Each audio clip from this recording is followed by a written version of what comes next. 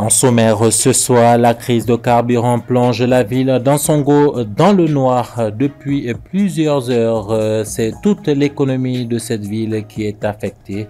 Reportage en ouverture de cette édition. Les journées textiles ont ouvert leurs portes ce samedi au Palais de la Culture. Cette initiative vise à promouvoir le savoir-faire artisanal local. Des milliers de visiteurs sont attendus lors des expositions. Enfin, en football, la liste des Aigles du Mali a été dévoilée ce 4 octobre en vue des 2 derniers matchs des éliminatoires du Mondial 2026. Le capitaine Yves Bissouma est convoqué malgré sa méforme. Madame, Monsieur, bonsoir. À Gao, la ville d'Ansongo est privée d'électricité depuis jeudi à cause de la pénurie de carburant. Cette situation a de lourdes conséquences sur de nombreuses activités économiques. Aminata Keita nous en dit davantage. Près de 48 heures sans électricité, c'est le calvaire décrit par la population d'Ansongo. Selon les sources locales, la société Énergie du Mali attribue la coupure à un manque de carburant nécessaire pour faire tourner les groupes électrogènes qui alimentent la centrale locale. Ce problème matériel engendre des conséquences directes dans plusieurs secteurs, notamment les petits commerces et les artisans.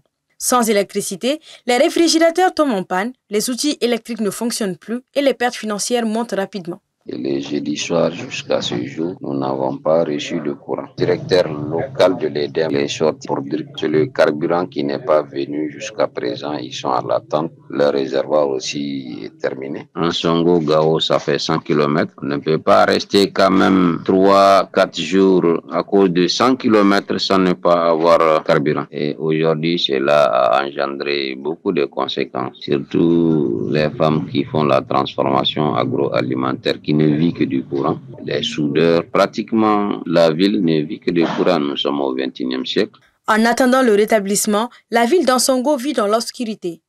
La société civile réclame des réponses et les habitants attendent avec inquiétude le rétablissement complet du service. Même si dans les dits, on entend que le carburant sera là d'un moment à l'autre, ça peut soulager la population, mais nulle part on entend ça. Donc les visions sont braquées sur l'axe Gao, mais jusqu'à présent, on n'a rien vu. Au-delà d'Ansongo, cette difficulté d'approvisionnement en carburant engendre des problèmes dans plusieurs secteurs dans les régions aussi bien qu'à Bamako. Hier vendredi, le Premier ministre, le général Abdoulaye Maïga, a reçu le comité interministériel de gestion des crises et catastrophes. La réunion a porté sur le suivi des mesures visant à assurer un approvisionnement régulier en carburant, notamment la sécurisation des convois. Sans transition, la 6e édition des Journées textiles Mali-Finiu a officiellement débuté ce samedi au Palais de la Culture de Bamako. Ces journées visent à promouvoir le secteur artisanal national en offrant à ses acteurs un espace d'exposition de leurs œuvres. L'édition 2025 met l'accent sur la création locale. Suivant. Lancée en 2018 pour venir en aide aux artisans, les Journées textiles du Mali, dénommées Mali-Finiu, est à sa 6e édition cette année 2025.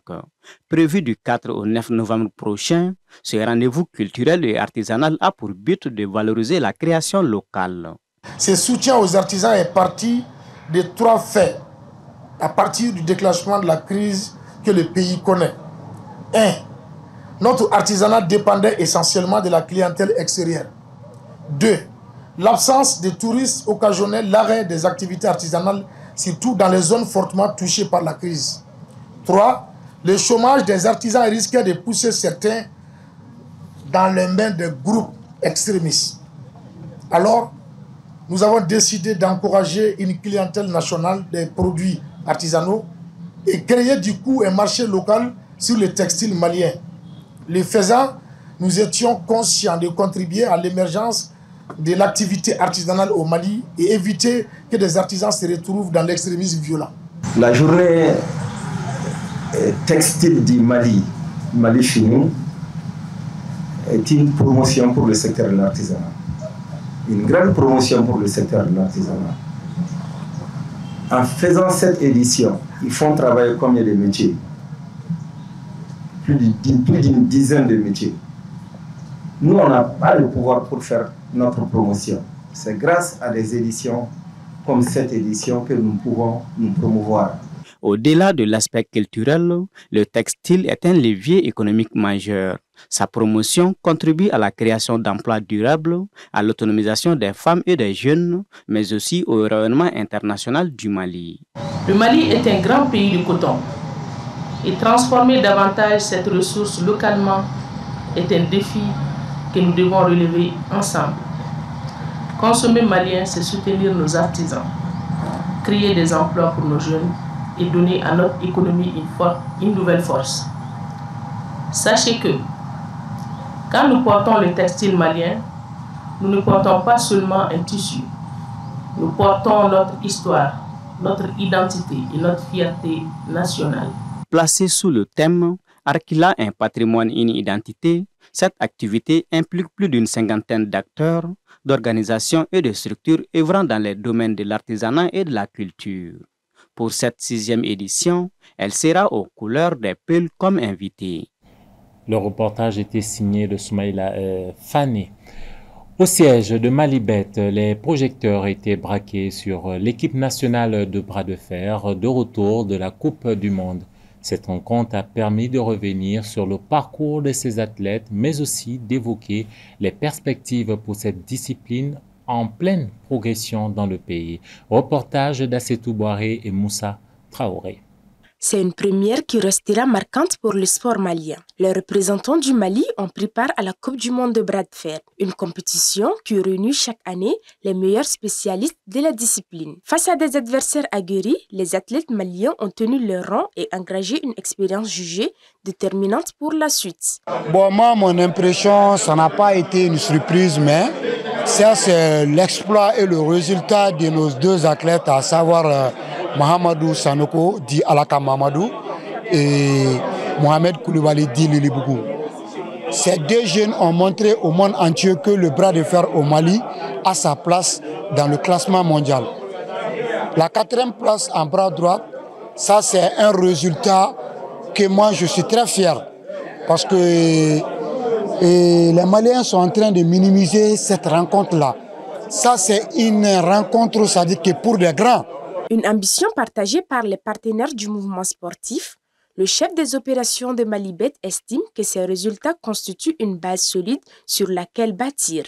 Déjà, moi je suis très satisfait de nos athlètes parce qu'en les écoutant, on peut comprendre qu'à travers les matchs qu'ils ont fait là-bas, c'est-à-dire s'ils n'étaient pas très bien préparés, mais je crois que dans les jours à venir, avec un peu de discipline et aussi de recadrage par la fédération, je crois qu'ils pourront donner le meilleur d'eux-mêmes. Au-delà de la compétition, cette participation ouvre des perspectives pour le développement du bras de fer au Mali. Avec en ligne de mire la Coupe du Monde 2026, les athlètes maliens ambitionnent désormais de transformer cette première expérience en véritable tremplin pour hisser le bras de fer dans le cercle des disciplines qui comptent au Mali.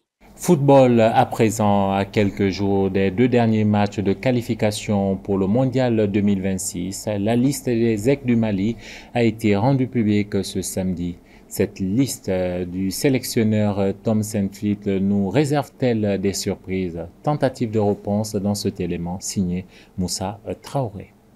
Dans le cadre des 9e et 10e journées des éliminatoires de la Coupe du Monde 2026, le sélectionneur national Tom Saintfiet a dévoilé la liste des joueurs convoqués pour les rencontres à l'extérieur contre le Tchad et à domicile contre le Madagascar. Dans cette liste figurent plusieurs visages connus, mais également quelques surprises, notamment ceux qui n'avaient pas été sélectionnés lors des précédentes rencontres et qui font leur retour pour apporter un nouveau souffle à l'équipe.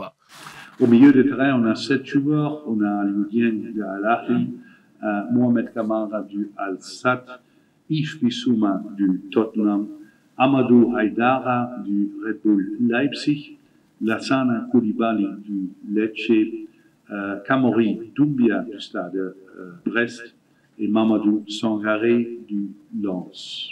Et en attaque, on a aussi 7 joueurs.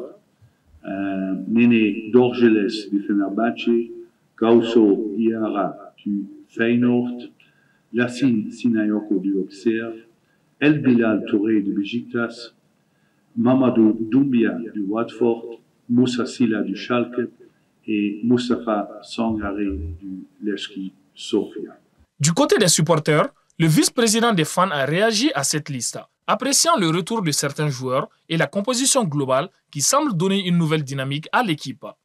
Dire aux supporters que cette liste-là, nous on l'apprécie, dans la mesure où ça nous permettra de se préparer pour la CAN, parce que dans quelques mois, on sera au Maroc.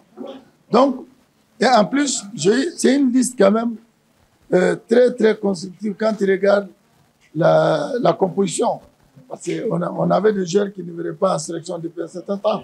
Pour certains observateurs sportifs, cette sélection apparaît équilibrée, mêlant joueurs expérimentés et jeunes talents et ouvre la voie à des matchs prometteurs. Ouais, après, pour El Bilal, je pense que lui, il peut aider l'équipe. Aujourd'hui, avec plus de temps de jeu qu'il a eu à gratter dans son club. Mais pour pour Yves Bissouma et Amadou Aïdara Doudou, c'est des joueurs qui ont beaucoup de redondance, qui ont beaucoup d'expérience. Ils peuvent épauler, guider l'équipe à aller chercher l'excellence avec des discours, même s'ils ne seront pas opérationnels pour ce premier match. Mais je pense globalement que nous avons une liste classique avec les anciens mélangés par une liste hybride, je vais dire. Les Aigles du Mali s'apprêtent donc à relever un double défi, imposer leur force à l'extérieur et confirmer à domicile pour garder l'espoir de rejoindre la Coupe du Monde 2026. Nous restons avec les Aigles du Mali. Lors de sa rencontre mensuelle avec les hommes de médias hier vendredi, le ministre de la Jeunesse et des Sports a abordé plusieurs sujets, dont la situation actuelle du sélectionneur des Aigles, Tom Saintfiet. Sera-t-il aux commandes de l'équipe nationale à la prochaine CAN au Maroc, malgré le fait que le Mali ne sera vraisemblablement pas qualifié pour le Mondial 2026? Le ministre Abdoul Kassim Famba a tranché. Écoutons-le à ce sujet. En ce qui concerne le sélectionneur national concernant la CAN, la question c'est est-ce que le sélectionneur national aujourd'hui va toujours conduire l'équipe du Mali pour la CAN? Donc à date, aujourd'hui, il n'y a pas d'interruption sur le contrat du sélectionneur. Je tiens aussi à rappeler que lorsque les contrats n'arrivent pas à terme, il y a toujours des pénalités. Peu importe le contrat, lorsque les contrats sont à durée déterminée et que ces contrats n'arrivent pas à terme, où ce sont là, il y a vraiment des pénalités à payer. Je pense qu'il faudrait, avant de rompre des contrats, s'assurer de voir à situer les responsabilités.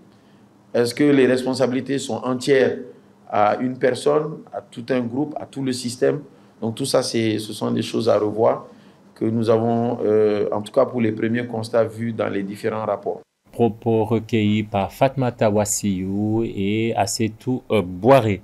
Voilà qui met un terme à cette édition d'information que j'ai pris plaisir à vous présenter. Madame, Monsieur, merci de votre fidélité partout au Mali et particulièrement en Songo, dans la région de Gao.